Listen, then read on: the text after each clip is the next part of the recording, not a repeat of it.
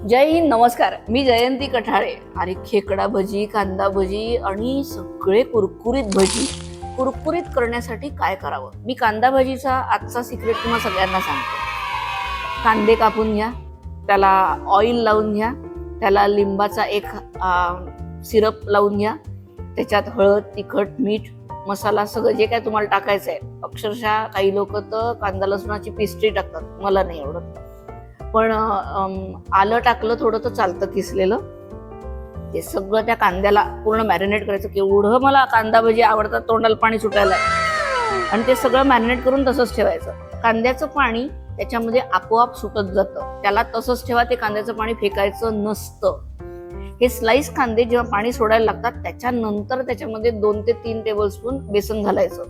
याच्यासोबत एक असा इन्ग्रेडियंट घालायचा असतो जो त्याचा क्रिस्पीनेस वाढवणार आहे, अलॉंग विथ दिस ऑइल.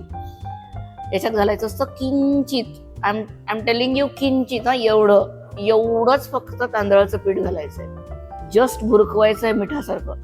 आणि मग त्या पूर्ण याला मॅरिनेट करून कोथिंबीर घालून ठेवून द्या.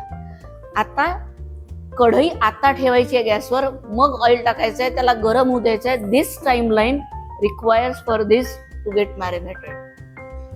हा टाइम मॅनेजमेंट शिका आणि मग ती कांदा भजी फ्राय करून बघा.